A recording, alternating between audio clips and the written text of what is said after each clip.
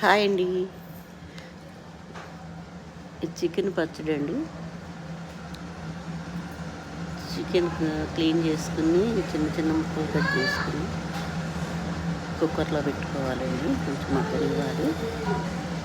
కొంచెం సాల్ట్, పసుపు వేసి మగ్గిన తర్వాత అప్పుడు ఆయిల్లో వేయించాలి.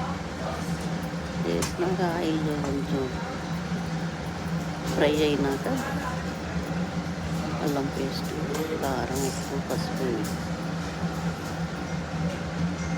వేగనివ్వాలి. పొయ్యి స్టవ్ బంద్ చేసేసేయాలి. తర్వాత సరిపడా నిమ్మరసం తీసుకోవాలి.